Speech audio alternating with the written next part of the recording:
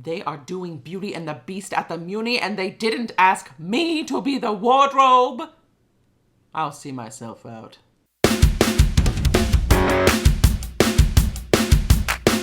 Oh my god, did you hear? Did you hear? Oh my god, guys. Jayke has a podcast. I can't believe Jayke has a podcast. Oh my god, Jayke has a podcast. Oh my god, you guys! What is up, everybody? My name is Jayke Workman, and this is Oh My Pod, You Guys, a musical theater and pop culture podcast. You guys, last night I was lucky enough to see my very dear friend, who just so happens to be our guest on this episode, Miss Leslie Blake Walker, make her principal debut in Funny Girl on Broadway in the role of Emma.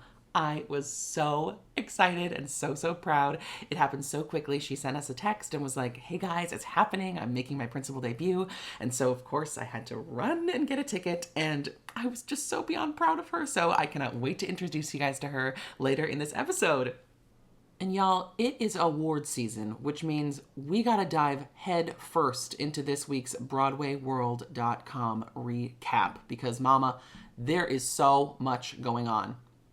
It was just announced that Shucked and Some Like It Hot lead the nominations for the 2023 Drama Desk Awards.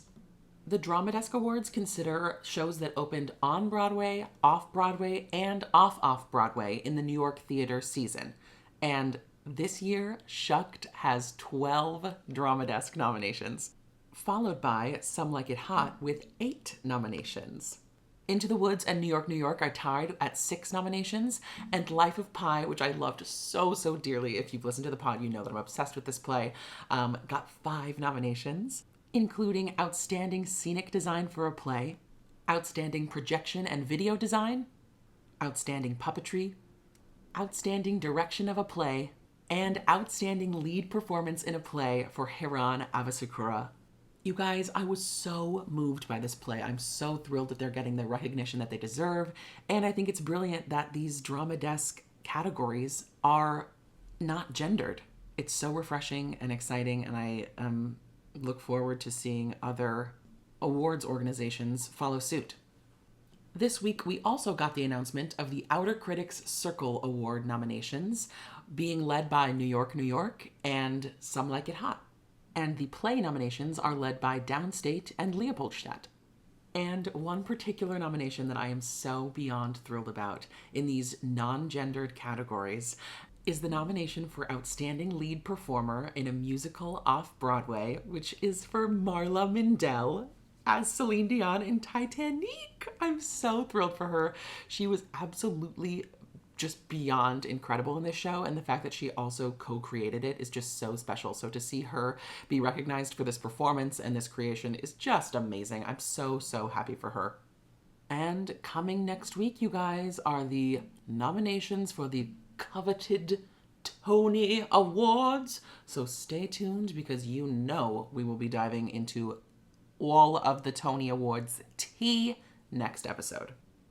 Apart from awards news, it was just announced that James T. Lane's solo autobiographical show, Triple Threat, is going to make its off-Broadway debut this summer at Theatre Row, which I'm so thrilled about. If you've been following the show, you know that I had James as a guest on the show. You can listen to his episode.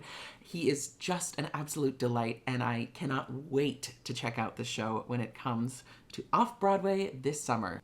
BroadwayWorld also just announced that the new cast album for Sweeney Todd Broadway will be released later this year. And you guys, if you are a slut for Sondheim like I am, you know this is going to be a crazy recording. I am so excited for the vocals. Annalie Ashford, Josh Groban, everybody. It's such a stacked cast. I cannot wait to hear this interpretation of the show, and I can't wait to see it. We also got the cast announcement for this summer's production of Beauty and the Beast at the Muni, starring Ashley Blanchett as Belle, Ben Crawford as the Beast, Claiborne Elder as Gaston, and Queen of Broadway Anne Harada as Mrs. Potts. Of course, tragically, I was not asked to join them as Madame de la Grande Bouche, the wardrobe, which I myself would say would be impeccable casting, but that's neither here nor there. I'm sure their show will still be beautiful. And lastly, you guys, in one more bit of regional news, it was just announced that the regional premiere of Frozen, the musical, is going to happen at Tuacahn in 2024, which is so exciting. Tuacahn is known for their incredibly beautiful, huge, lavish productions. They have a gigantic outdoor theater space in Utah, and I think that they are the perfect venue to put on a show as stunning and ginormous as Frozen. And you guys, this has been the Broadway World Recap. Oh my pod, you guys. I am so excited to welcome my next guest to the show. She is currently in the ensemble of Funny Girl on Broadway, and she also just so happens to be one of my best friends in the entire frickin' planet. Please welcome Miss Leslie Blake Walker. Hello. So thrilled to be here. Oh my God. It is time. It is time. Like, okay, for the listeners, I must say, we have already girded our loins for how unhinged this pod episode could be, but darlings, buckle up because you just never know what you might get with one Jake and one Leslie in a room. The things that come out of our mouths, the dances we break into. It's so funny because we are also in semi-close physical proximity right now. Yes, would you care to tell the listeners where we're recording? Yeah, so we really tried to do this in person, like right next to each other, and then GarageBand was being a little twat. And so I'm literally in the room across the hall. All of this is to say that I am a worldly, professional podcaster who knows what they're doing. Period. Listen, we went to school for musical theater, okay? We can't be expected to know these things, okay? I can kick ball change on a Broadway stage, and I can't work a computer for shit. Listen, they let us get out of that program without being able to file a W-2, so that's the realest not all tea. that surprising. That's the real tea. Let's talk about the fact that they don't teach you about taxes in BFA program. Okay, sincerely, diving right in, we have got to... Well, okay, to preface, let me just give the listeners some background. Basically, I met Leslie Blake Walker my freshman year at the Hart School of Music. You met me sooner than that. Don't lie. Oh my God, what am I saying? Blasphemy. I met Leslie Blake Walker before my freshman year at the Hart School because we auditioned for the school together at Chicago Unified's during the Great Blizzard of 2015. And I remember I clocked Leslie right away across the room. Not even across the room. We were basically like next to each other for the whole dance call. But I was like, oh, this bitch is it. This bitch has the moves, mama. She is dancing. And then, lo and behold, cut to, we get to school and we're like, aha, I know you.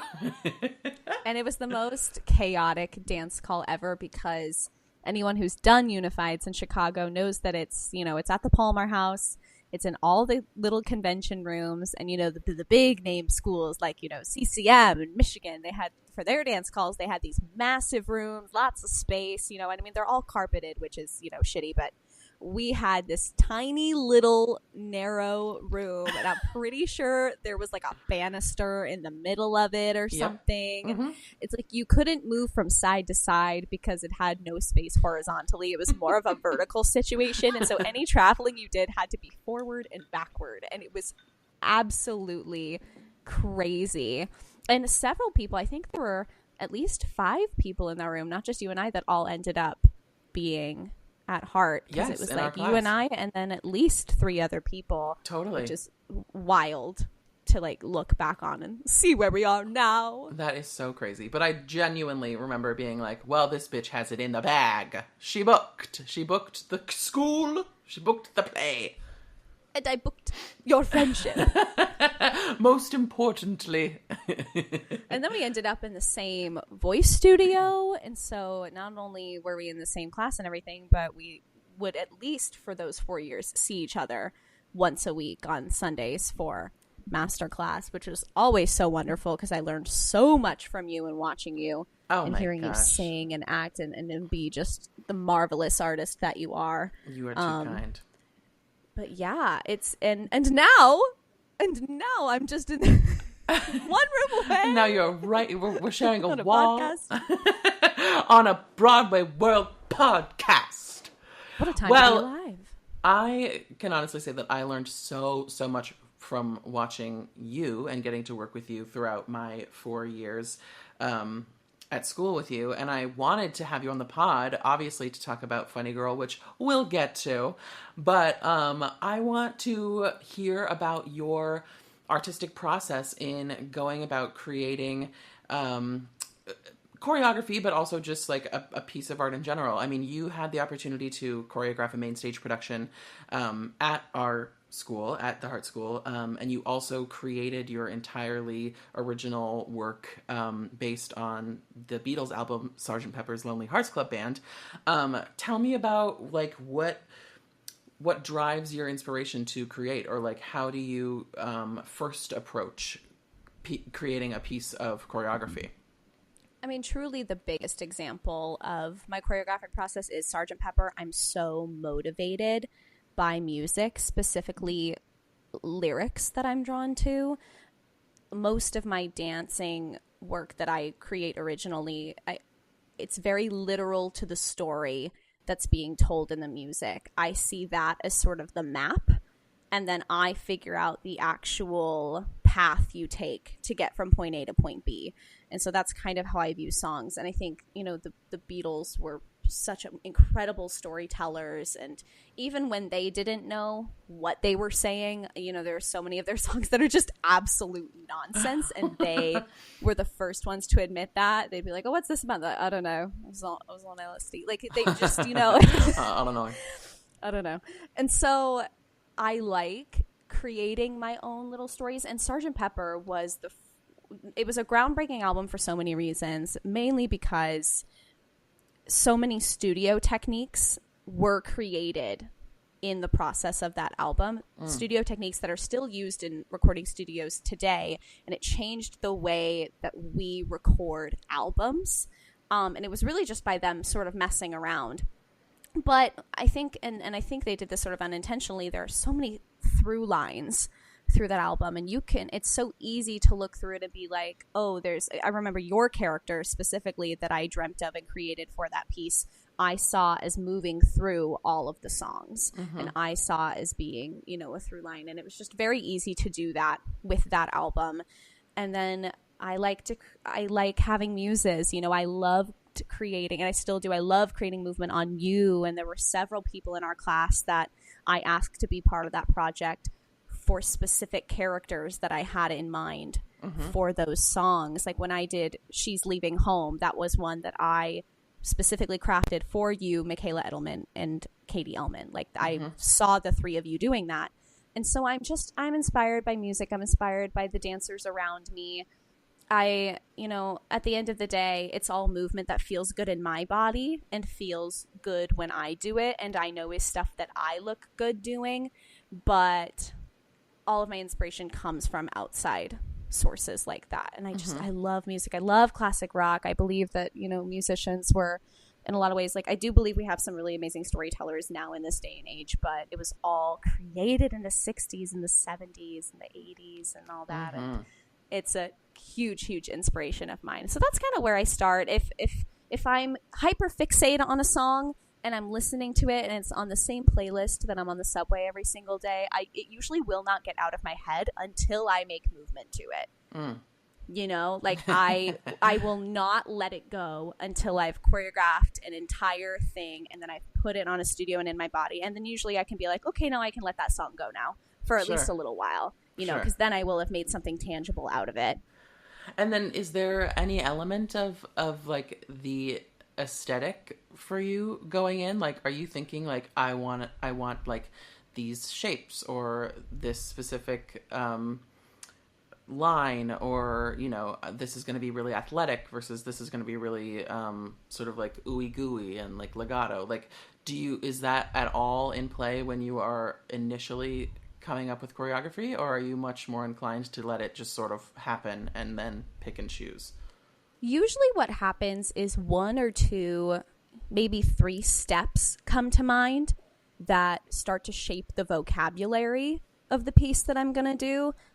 And they will come into my mind usually the first time I listen to a song, and they just solidify as I further explore it. And I base everything in that piece kind of off that phrase that I create. I mean, I'm sure you saw elements of that when we were working on that project and when we've choreographed and stuff together. Like, I'll usually be like, I definitely want to do this. Yes. Now I want to color in the stuff around it and figure out what else fits in with the world of that step. But it's usually a very small piece that I come up with first that I know is it. That I'm like, this is the vibe, this is the move, this is the thing. I know that for certain. Yeah. And then I usually go to, you and I go, okay, now what else do we do? Like, yes. Or like one or the other of us will be like, wait, what was that? What did I just do? Yeah, I always say, and like when I teach classes or when I'm setting choreography or anything, like I can remember other people's choreography till the day that I die. I can still do full production numbers from shows I did when I was 13. But if you ask me to repeat my own choreography from 20 minutes ago, there's no way. It's not happening. Like, unless I got it on video, or if you were there to capture it and be like, oh, you did this, like, I'm not gonna remember it. There's absolutely no way. Which is hilarious because, like, genuinely you can recall choreography from, I'll be like, oh my god, remember that combo that we did at that one audition 8 years ago? And you're like, oh, you mean 5, 6, 7, 8.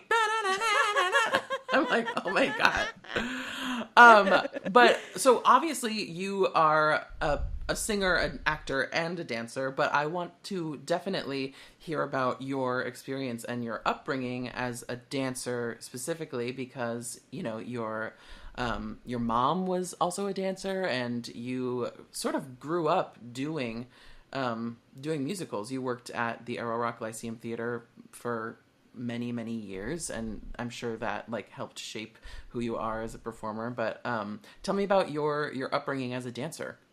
Absolutely. So I started dancing just naturally in my living room. My mother showed me the 1998 movie of Cats.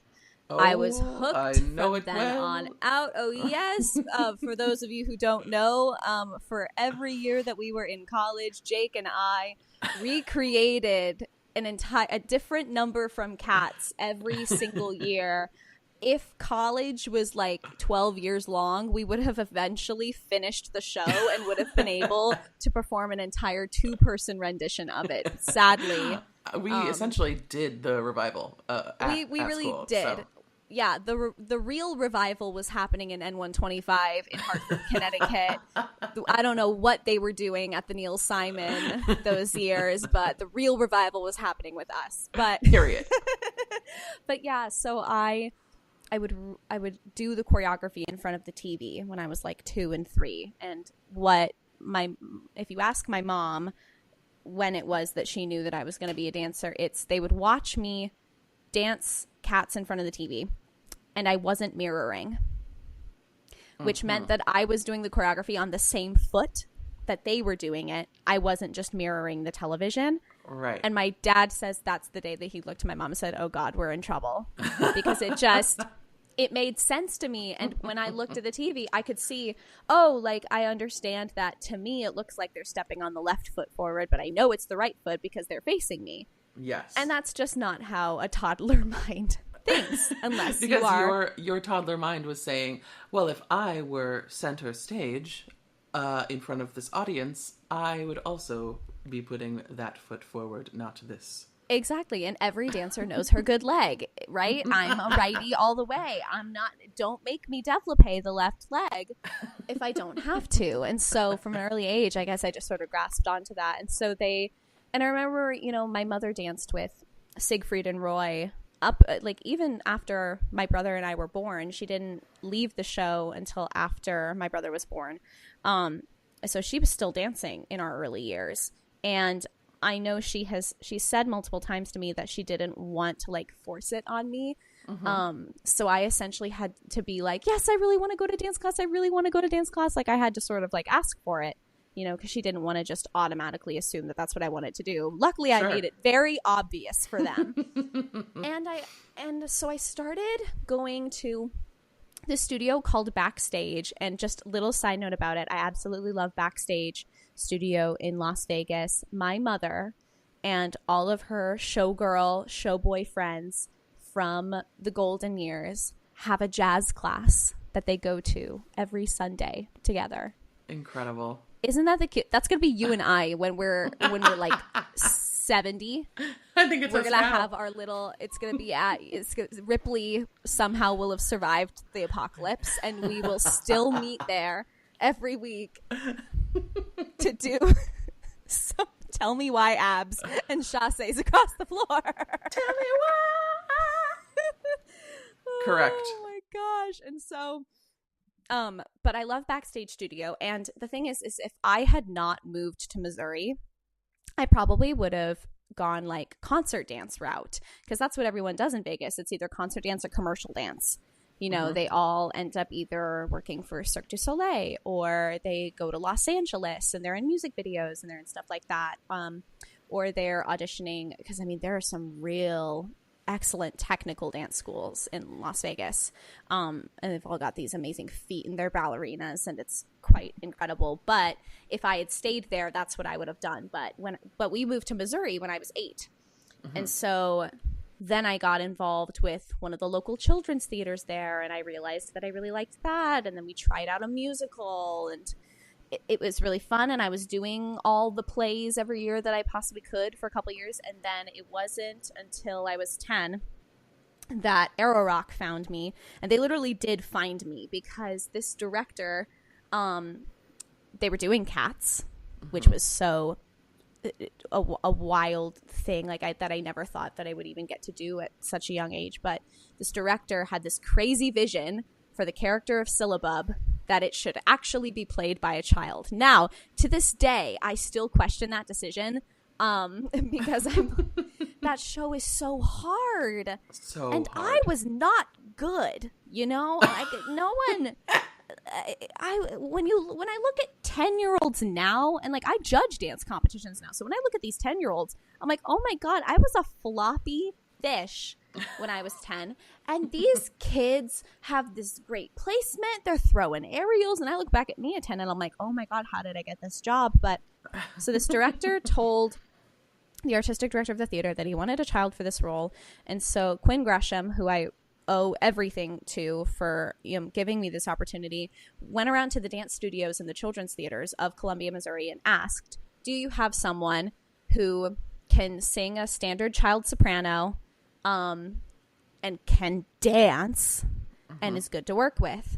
And 2 sources recommended me: the children's theater I was doing stuff with at the time and my dance studio. And as far as I know, there was only one other person in consideration who kind of fit both those bills. And she was slightly older than I was. At the time, I was 10 and she was 13. So both were very distinct choices and very different, because it's a large age gap. You know, there's a lot of growth that happens there. A lot of development, right. The very first double pirouette I ever did in my life was in my audition for Cats at Arrow Rock. Because it was a requirement. You had to be able to do it. You had to be able to sing that little end part of Memory. And I think he also had me do some leaps, and he came and watched one of my jazz classes and saw kind of how I moved and everything. And somehow, against all odds, I got it. And I went and did that for a couple weeks over the summer. I remember feeling really cool because I got to leave 5th grade a month early. And at the time, I was like not the cool kid. I was like bullied in 5th grade, but everybody suddenly thought I was the coolest kid on the block because I would only come to school once a week on Mondays for 10 minutes to grab my homework, and then I'd leave again and go to rehearsal. And so they were like, what is she doing? Where is she going? I felt so cool. I was like, no one can touch me. I'm a superstar. I literally thought it was Broadway. Like, you're like, I'm a cat, beach. I'm a cat.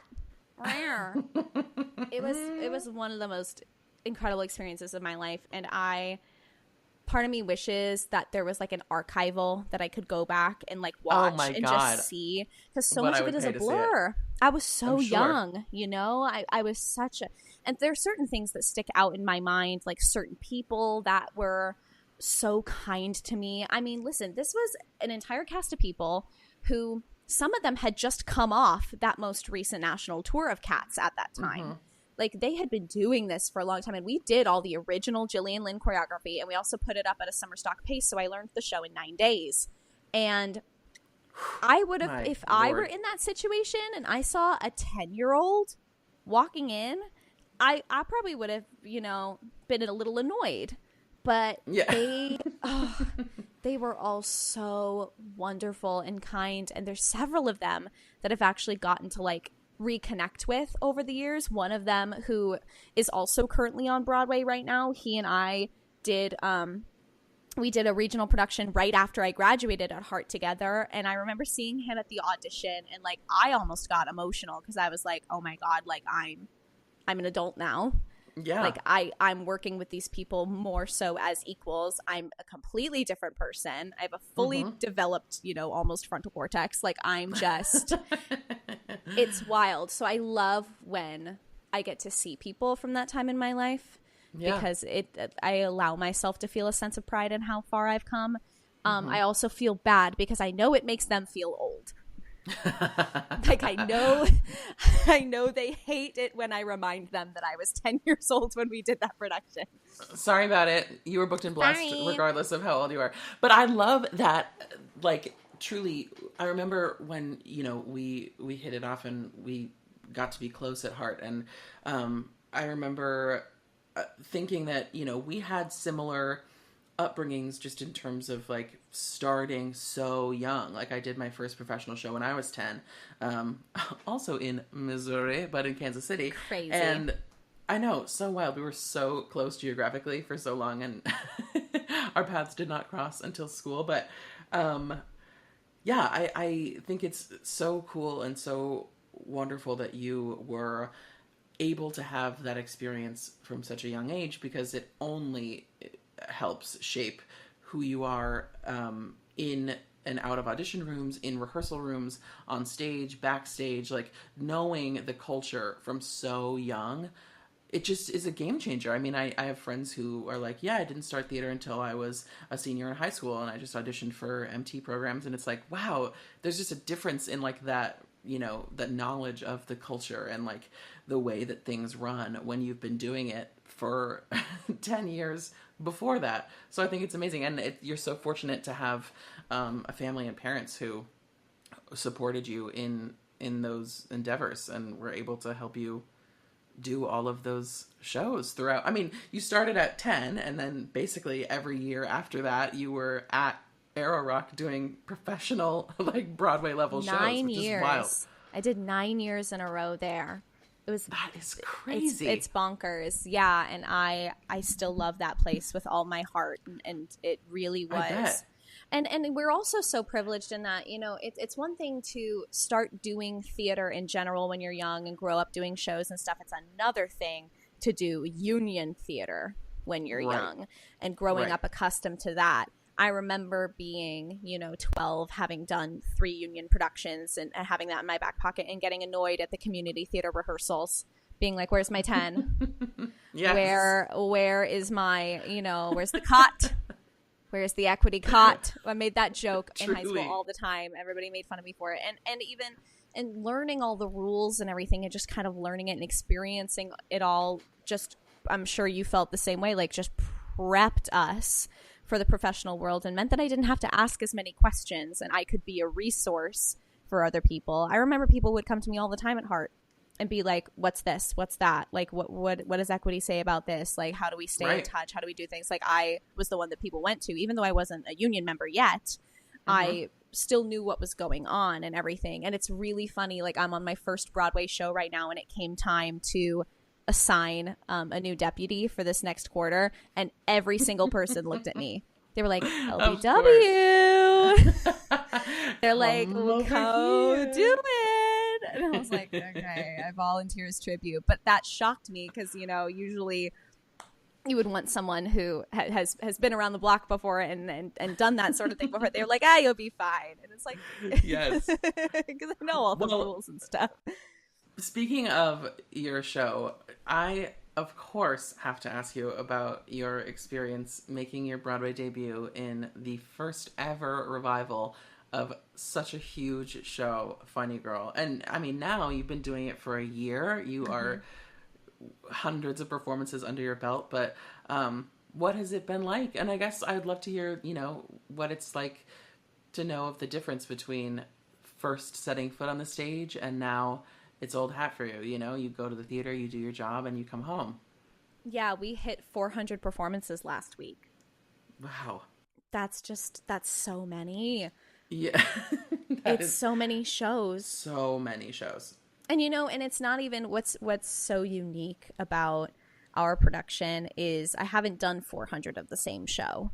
We started off with one version, and then over the summer we switched to another version. And then, of course, in previews and tech and rehearsal, like everything was changing so much. And so I've really only been doing this version since September.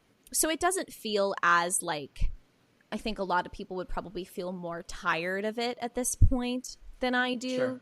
Because to me, it kind of only feels like we've been doing it for a little over 6 months.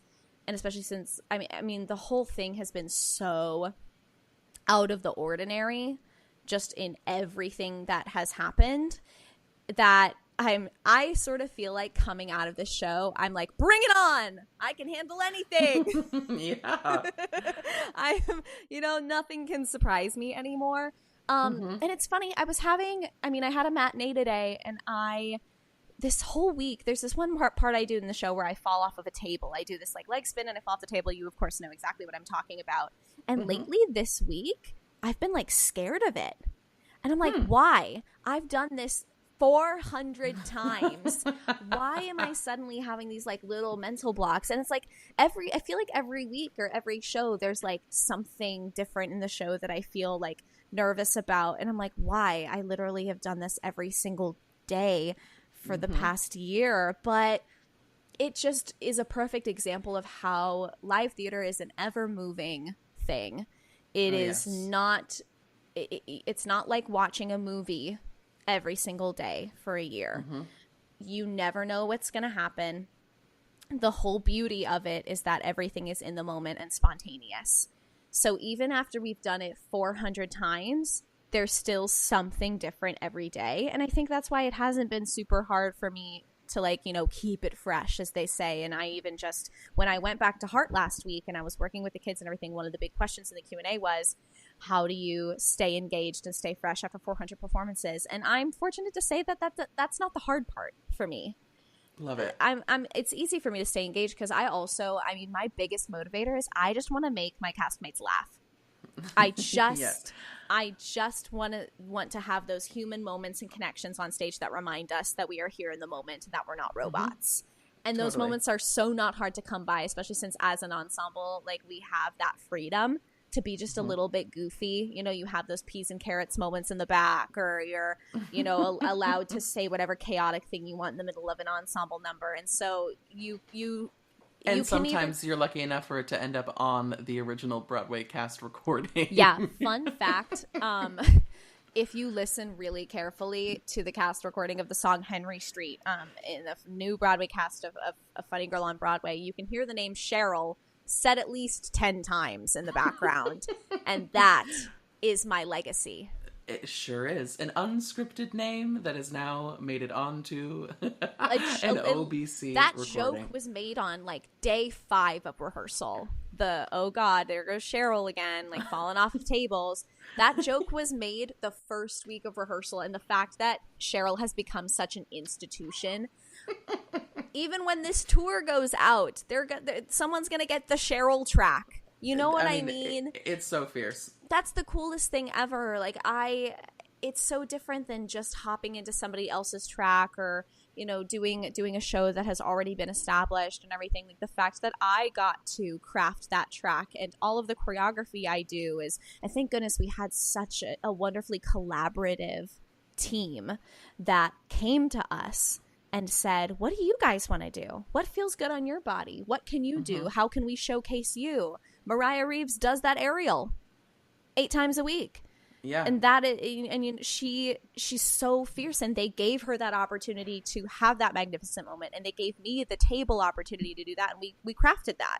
We all as a company crafted those moments, and that's so special and unique. And it is, you know, I could go an entire career of doing a bunch of Broadway shows and never have that again.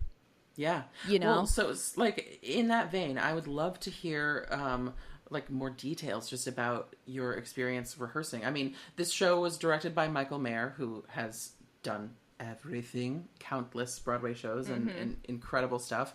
Choreographed by Eleanor Scott and Ayodele Cassell. I mean, these people have their fingers in many pies, and you know, they have like a lot of moving things at one time. But like, what was it like for them all to come into one room and for you to learn under them and offer up, you know, whatever you possibly could? They're just each so brilliant in so many different ways. And what I thought was fun about having 2 choreographers is that, you know, so many shows are just like, oh, we'll just get one choreographer who can do tap and jazz and ballet and all the things. And like, a lot of times you're going to get work that is unbalanced and is going to be like, you know, because everyone has their strengths. Disjointed. Yeah. Exactly. Like, I feel like I'm a very strong, you know, more jazz kind of groovy choreographer, but I'm not super versed in like classical ballet and stuff. So if you hired me for a show that like, you know, was mainly cool jazz, but then had a ballet number, like which one is likely going to be the weaker number? The style that I'm not strong at. Because we had 2 choreographers who were brought in to do what they are best at and give their like coolest thing that they possibly could, and they didn't have to worry about doing any other styles that they probably could do, because they're both extremely like versatile, you know, choreographers and amazing, but they didn't even have to worry about that. Right. Because Ayodele is one of the greatest tappers on the planet right now. And Eleanor is I love watching her dance. I used to watch her on So You Think You Can Dance. I mean, her style is just so fun, and she really was so collaborative and fun to work with. They both were. I mean, I was in the company of the best throughout that rehearsal process, and they cared about what we thought. And that wasn't necessarily something I had experienced before. Yeah. You know what I mean? Like, I've had really great choreographers in the past, but none of them had ever asked me my opinion on what we were going to be doing on stage. None of them ever asked me like, oh, do you have an idea of like what's going on here? Like, unless you're like an associate or something and that's part of the job description, like that's normal. But I don't know. I was so used to just having things set on me and just being told what to do. And I do love choreographing, and I'm always thinking of, oh, wouldn't that be cool here? Wouldn't this be cool here? But to actually be able to speak those things out loud was really awesome. And then of course, when it came to the tap, like that's rat tat is one of the most challenging things I will ever do in my life. And every single day it continues to be a challenge. And I push myself to do that number every day to the best of my ability. And I have grown so much from doing it. And now I will never have any anxiety going into any tap audition ever again. Because I will have done rat tat. I mean, and it sincerely is doing rat tat on Broadway. It's the most incredible tapping I have ever seen. Truly, like seeing the boys do that. They're like it's almost like a battle, but it's like that their tap duet at the top of Rat Tat, and then everyone comes in. It's just stunning. I've seen the show 3 times, and I am always like floored by the ability to do that. I mean, it's halfway through the show, so you have already done your first huge chunk. And then you do this number, and then you still have like, or maybe like a third of the show left. Like it's far in. I really do think it should be illegal to do that level of tap dancing at 10:30 in the evening. It really should be. There should be some kind of law enacted. It's inhumane, but we do it, and the audience loves it. And that's another moment that I absolutely love and keeps it fresh. The boys towards the very end of their duet at the beginning of that number, they improv battle each other. And that's different every single day. And you can tell the days where they're like, oh, yeah, how about this? And it's awesome. It's the coolest thing. We're always like peeking through the curtains at that moment. And I'm always like, oh, what are they going to do today? Or like when a swing is on, I'm like, what are they going to do? You know, and we always have swings on. And so there's always, it's never the same cast any 2 days in a row. So that also keeps it fun and interesting. That's so cool. Well, I mentioned I've seen the show 3 times, and I've seen 3 out of the 4 people who have played the role. I saw Beanie Feldstein, I saw Julie Benko, and I've seen Lea Michele. Can you tell me what it's like to be on stage with a different Fanny after maybe, you know, weeks and months of someone doing the role, and then someone is like, okay, they're on.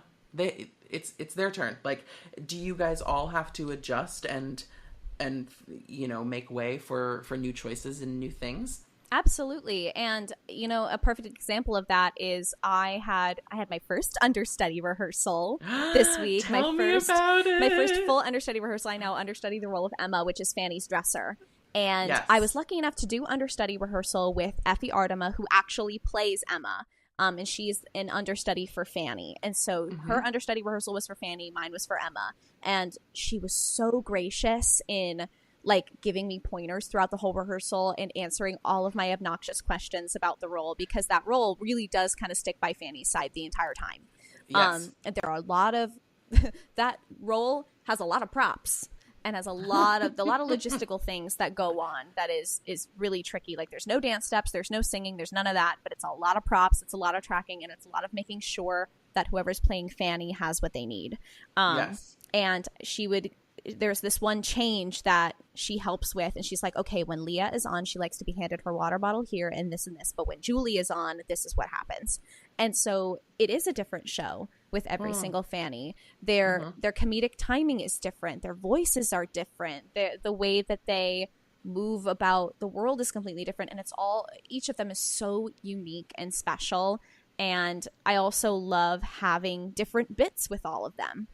You know, like Julie's His Love Makes You Beautiful is way different than Leah's, but you learn them both, and you learn what each actress likes to do and what makes them feel the most confident. And then we just, you know, we support that. It's awesome. And that's the same for not even just the 3 Fannies, but for all the swings and all the understudies and everything, you know, especially after they've gone on once and you get the feel for what their, you know, choice of that character is. There's the learning curve in the first few, you know, kind of shows and being like, okay, how do we all fit into this now? But then you get into the rhythm of it, and it just becomes another, you know, it's a routine. Yes, for sure. Well, I have just loved getting to know the show through you. I mean, obviously I'm just like uber proud, and I will never forget, you know, when you very first were like, hey, I just need to like call you later. I texted you. I was like, hi, call me ASAP. I was so vague. And I think you texted back, you were like, ... did you book Funny Girl? I was like the first thing you asked. I knew, and I was just like over the moon, just like thrilled for you. But you know, to get to know your friends in the show through you, and just get to see you shine in the show is just like thrilling. I of course I will be coming again and again, but it's kind of like an indescribable feeling to see someone who you know so well and who you love so much, you know, to see their dream come true. So getting to like be in the audience that first time that I saw you do the show was just wild. I was like, I know that girl. I know that person so well. And I felt the same I knew way how much with it you meant and Mary to you. Sunshine. You know, like I will never forget how heartbroken I was when I had COVID on your debut. Oh my God, I forgot that it was COVID. I literally had COVID. Not only was I in Vegas, that wasn't the problem. I was ready to hop on a red eye and get there. Like, that is not an issue for me. I'm down to clown. Okay, I will do it. But I literally had COVID and I was ill. Like, I was actually sick. And I knew that you were going to get called in again and everything, but it murdered me that I couldn't be there to like celebrate that moment.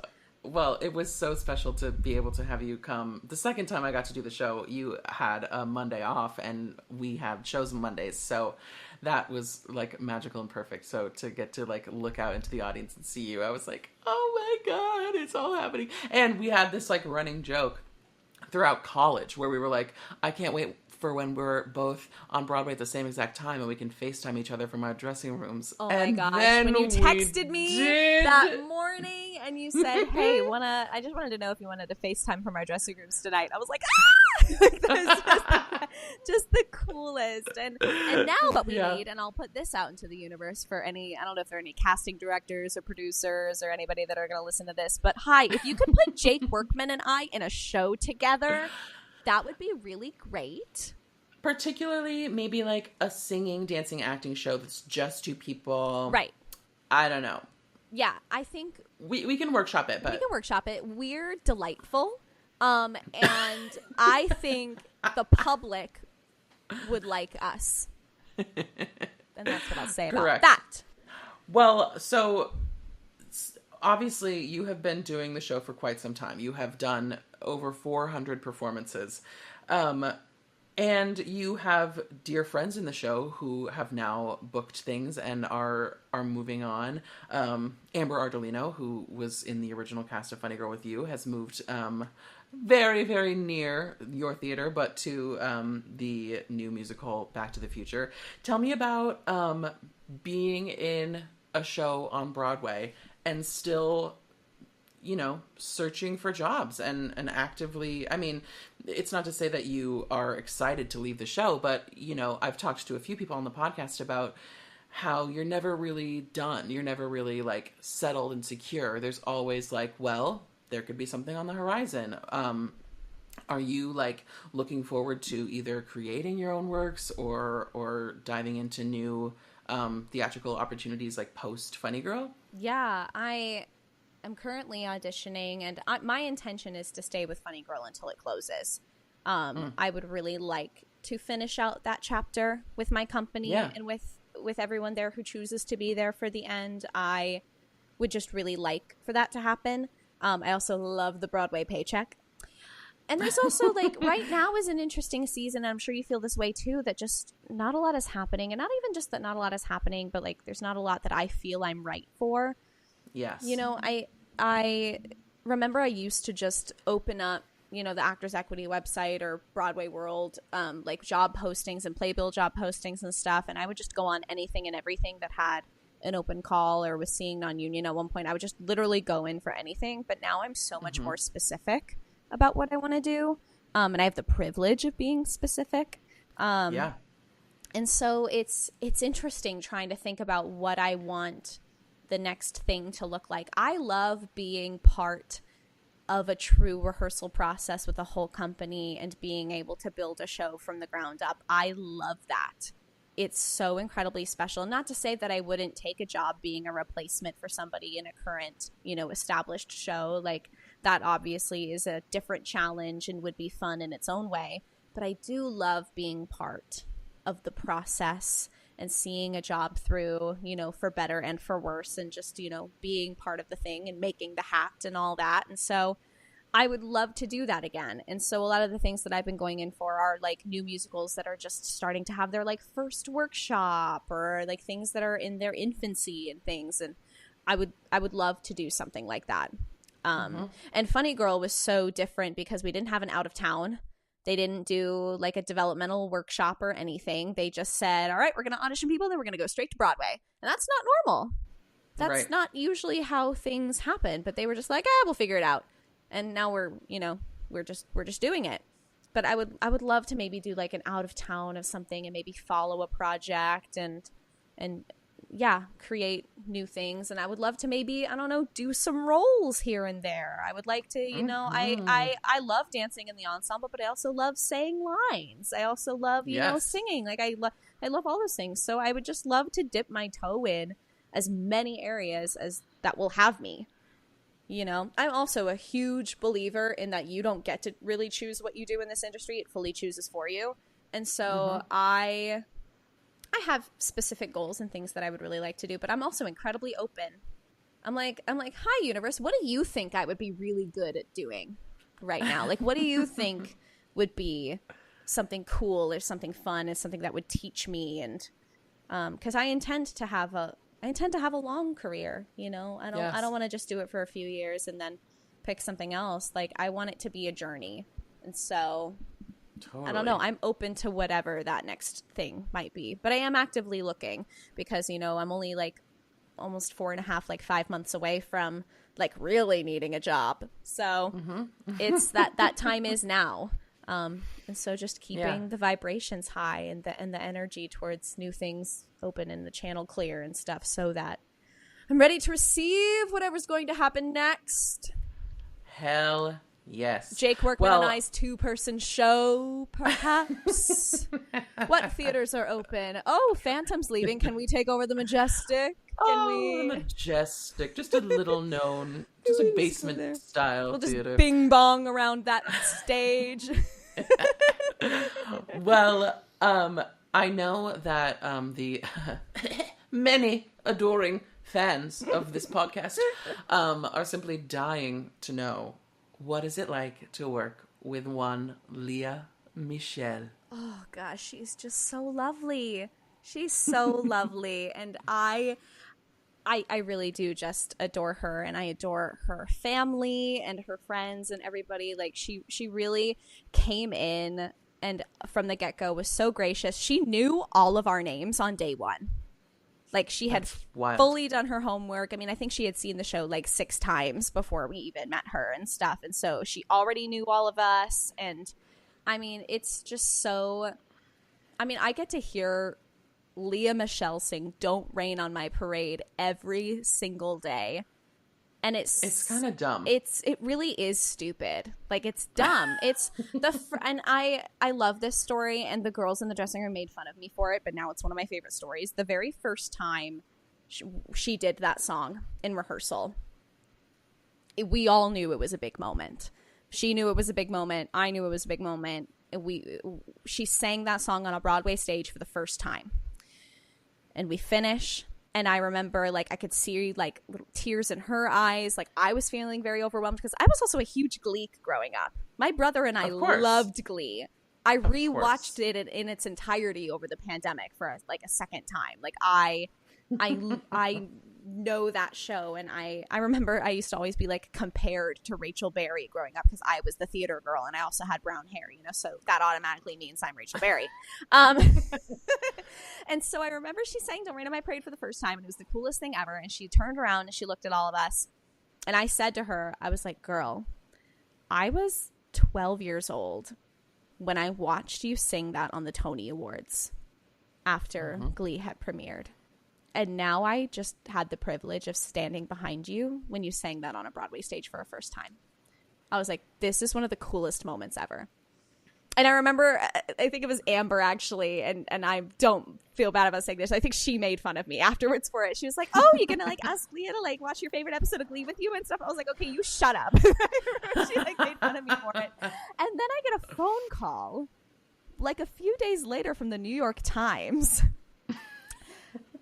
which is the silliest phone call I've ever received in my life, of them being like, hey, we're doing this piece on Lea, and she mentioned that, like, you were a kid watching her sing that on Glee, and now you're on Broadway with her. Can we, like, talk to you about that for a second? And I for a moment, like, I was afraid that I had annoyed her by saying that, because obviously, like, you know, when you're known for something, I can imagine that it's exhausting to have people bring up, like, the same project that you've done over and over and over again and bombard you with things like that. But I was very glad that she saw it as an endearing moment, and, like, I can truly call her a friend. We really get along so well, and I adore working with her. And yeah, that voice is like butter, and it sounds the same every single day, and I don't know how she does it. It's a masterclass.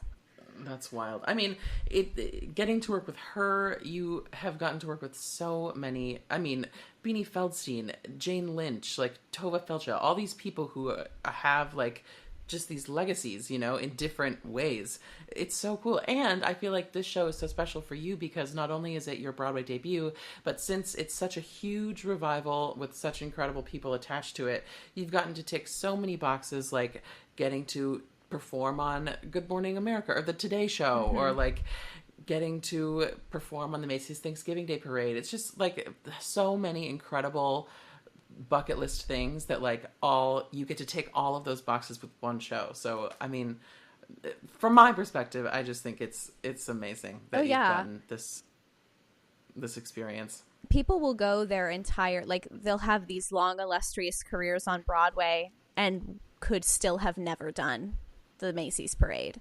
I remember Les said that to me. She was like, this is a special one. Like, even if your show is really popular and even if you're a part of a new one, you don't always get chosen by NBC to do it. You know, you can live a life doing 12 Broadway shows by only being replacements and things and not getting to be part of all those original company type fancy stuff.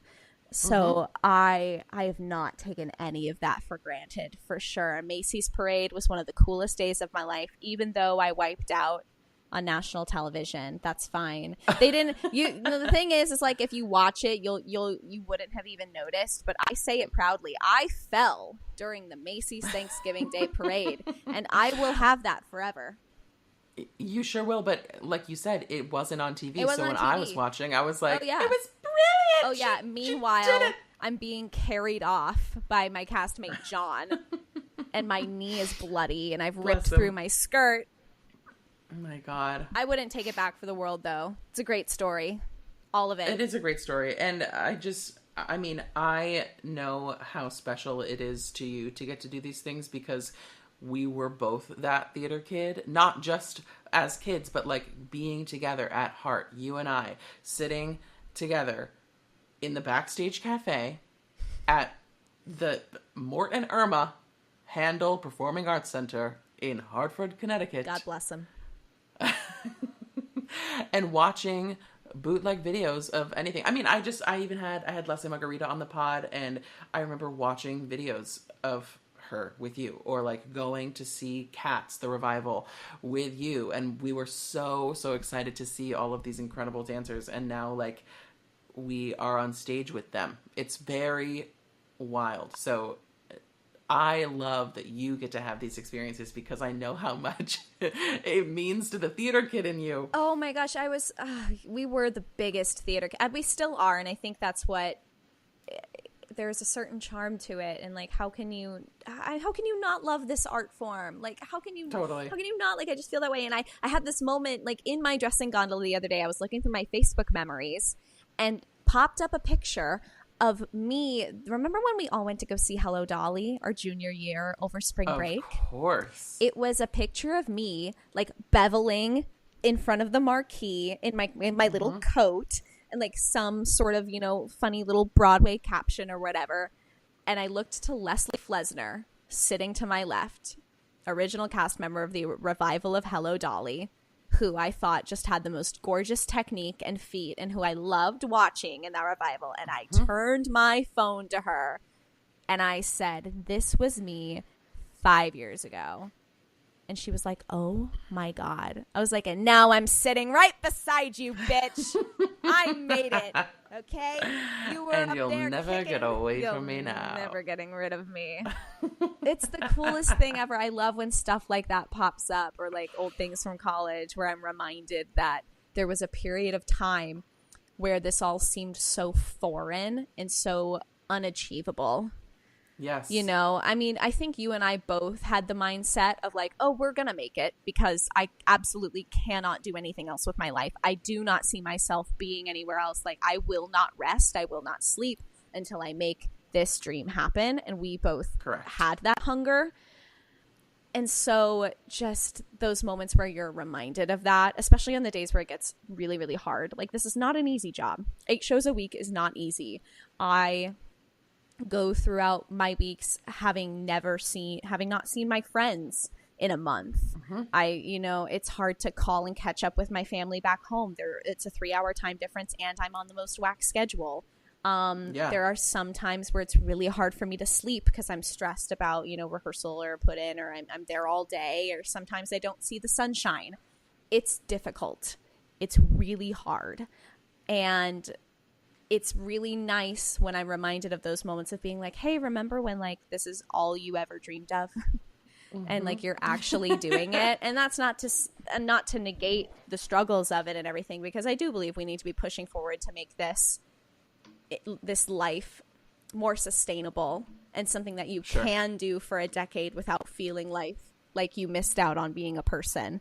I do believe we need to push towards that, and I'm a huge advocate for policies that make that happen for us. But yes, I also have to acknowledge the fact that it is a privilege.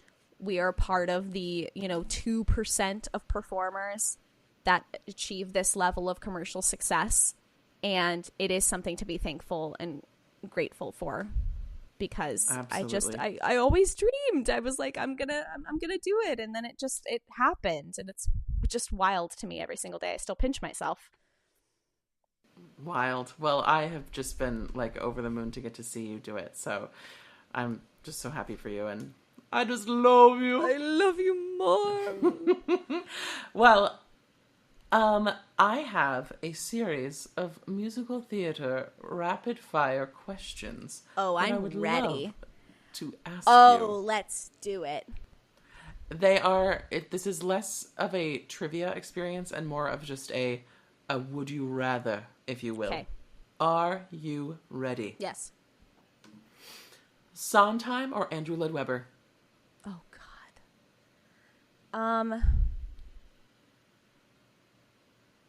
I'm gonna say Sondheim.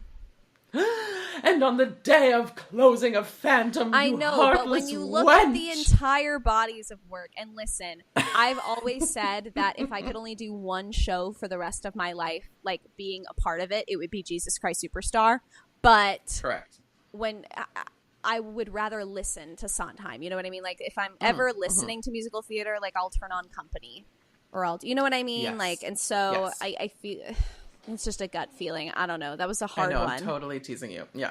You really Okay. came at me there. Sweatpants or jeans? Sweatpants. Do you have a favorite musical? Yeah, Jersey Boys. Work. Do you have a least favorite musical? For the longest time, my answer was Legally Blonde, but I'm not going to lie. It's having a bit of a renaissance with me. Yes. And I don't know why. God, I'm a pudgy I know guys. it's because of you, actually. Everything is because of you. But I don't know. So I don't even know anymore. But that used to be my answer for the longest time, was Legally Blonde was my least favorite musical. Okay. Would you ever like to do a Broadway play? I would love to. Great. Are you a... That's right. A 2-person play, okay? Are you a morning person or a night owl? Oh, what do you think the answer to that is? I know the answer. I'm a night owl through and through. The other day, I was supposed to teach at 10, understudy rehearsal at 1, and a show in the evening, and I did not get home until 7 a.m. that morning. So, night owl. What is the craziest thing a director has ever asked you to do?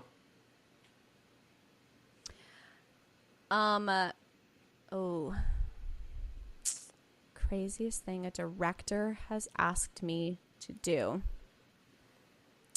When I was doing Mamma Mia at CRT, there was this number that we had to do underneath this big sheet that was also a skirt. It was like a big dream sequence, and there was one point where they wanted me to do like a chin stand, and I could do it, and I was doing like multiple variations of it, and they were trying to figure out where they wanted my legs to go. Like, I don't even know this like, story. So they would have me like get on the ground, and I would like stand on my head like with my chin on the floor, and then my legs were kind of up in the air, so it was like this weird floor work thing, and it looked really cool and everything, but it was very fast. And they had me do it like a bunch of different reps with different positions of my feet, trying to figure out what they liked. And I think I did it like 20 times. And then they were like, never mind, we don't like it. Meanwhile, I woke up the next day with a bruise the entire size of my chin. It was purple. My chin was purple, and they cut it.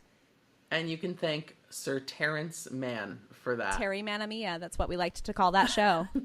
Oh, yeah. Damn it, Terry. Yeah. Okay, Golden Age or contemporary? Golden Age. Favorite role you've ever played? Ooh. Favorite role I've ever played? Cat in the Hat in Seussical.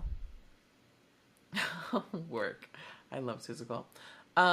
Coffee or tea? Coffee. Yes, coffee. What is the hardest show you've ever done? Cats. Fierce. Cats is hard. Hashtag Cats is hard. Who is the silliest cast member in Funny Girl? Oh, God. We're all ridiculous in our own ways. I would probably either say Masumi Iwai or Curtis Holland. Both of them are just absolutely... They're down to clown. And I love it. I feed off of it. Love that. What about, have you ever missed an entrance? Not just in Funny Girl, but in any show ever. Yes, but it's never been due to my negligence.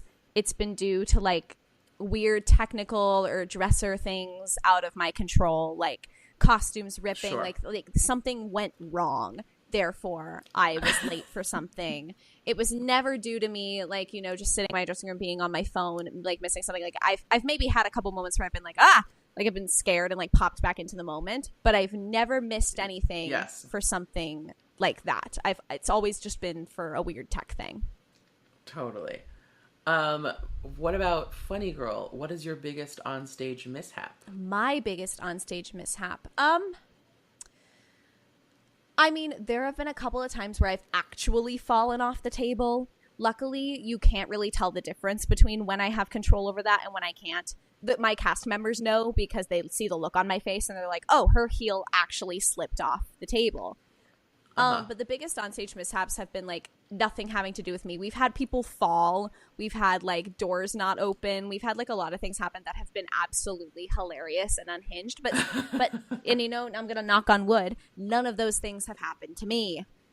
Totally. My shoe came off in Rat Tat once, and I had to smoosh my foot back into it in the middle of the dance break. It was dangling. It was like halfway on my foot, so it was like dangling. And I was just like desperately trying to fix it. Oh my God. Do you have any pre-show rituals? Yes, we have I like to keep them show specific. I like to have like either a moment with people in my company or something. Like I don't do it like a super crazy warm up or anything, like unless I have to like warm up a specific leg or something. But we have this handshake that we do right before we go on for Keenies every day in Funny Girl that we've made up since day one, and it's so cute and it's really extensive. And all the swings have to learn it. One of the ensemble men actually decided to learn it, and now he does it with us every single day. And it's the first thing that kind of gets us all, you know, together and gets us ready for the show. I love that. And then my last question is, what's one thing that you would tell your younger self? That's right, we're getting emotional on the pod. I know. And the thing is, I wouldn't even warn her about anything. I wouldn't tell her to do anything differently, because truly every choice that I've made has led to this, and I'm so happy and I'm so grateful for all the like hardships or mistakes that I've made, because I've become a better person and a more well-rounded person and wiser. I would just tell her, keep doing it. Do exactly what you're doing. Follow your gut. Keep doing it. You've got it, kid. You're gonna be all right. I would just give her a hug and tell her that, because truthfully anything else would lead to what we don't want. Well, Leslie, thank you so much for being on the pod. Oh my gosh. I just adore you. I have wanted you to be on it since I started this, so I'm so glad we made it happen. And can you tell the listeners where they can follow you on socials? Yes, I'm on Instagram at Leslie Blake Walker and on TikTok at LegsleyBW. Period. Oh, I just love you. I love you more. You guys, that's it for another episode of Oh My Pod, you guys. Don't forget to rate, review, and subscribe anywhere you listen to the pod, and you can follow the show on Instagram at Oh My Pod, you guys. Thanks so much for listening. Talk soon. Bye.